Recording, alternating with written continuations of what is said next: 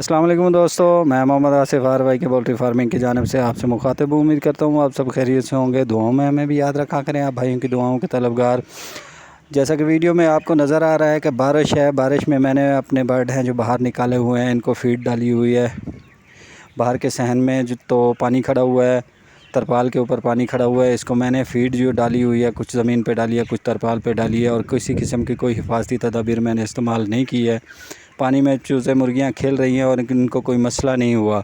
इसको मैं क्या चीज़ इस्तेमाल करवा रहा हूँ, कौन सी मेडिसिन इस्तेमाल करवा रहा हूँ जिससे चूज़ा मेरा एक्टिव खड़ा हुआ है, आज मैं वो वीडियो में आपके साथ शेयर करने लगा हूँ। कोशिश करें जिस टाइम बारिश का मौसम हो, फार्म के फ़र्श की है जो वो सफाई रखें, फ़र्श में नमी ना हो।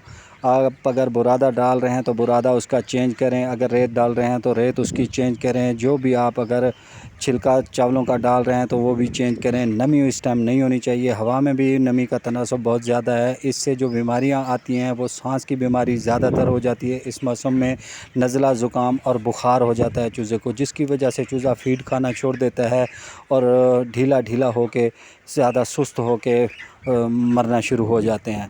इस मौसम में कोशिश करें कि देसी फ़ीड जो आप इस्तेमाल करवा रहे हैं वो कम इस्तेमाल करवाएं। नमी वाली फ़ीड है जो जिसमें टुकड़े हो गए, रोटी के खुश्क टुकड़े हो गए या गीले करके टुकड़े देते हैं, या बाजरा वगैरह भिगो के डालते हैं, वो भिगो के ना डालें, खुश्क फ़ीड दें। चूज़ा इस मौसम में खुश्क फ़ीड को ज़्यादा पसंद करता है।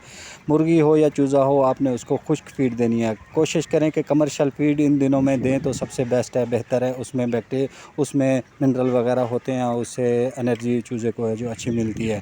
इसमें आपने एंटीबायोटिक कौन सी इस्तेमाल करवानी है वो मैं इस वीडियो में आपके साथ शेयर करता हूँ। पिक्चर वगैरह भी उस मेडिसिन की मैं आपके साथ शेयर करूँगा। वीडियो के एंड में देख लीजिएगा।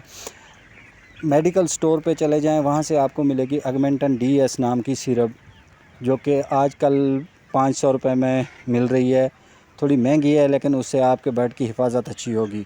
वो हिफाजती तौर पे आपने 1 लीटर में 1 सीसी डाल के 3 दिन तक लगातार चलानी है। अगर आपका कोई बर्ड मुरझा चुका है या पर ढीले करके खड़ा हुआ है, नज़ला है, ज़ुकाम है, तो उसको आप 2 सीसी 1 लीटर पानी में डाल के 5 दिन तक लगातार चलाएं। इंशाल्लाह आपका बर्ड है जो एक्टिव हो जाएगा और आपको इसका अच्छा रिज़ल्ट मिलेगा।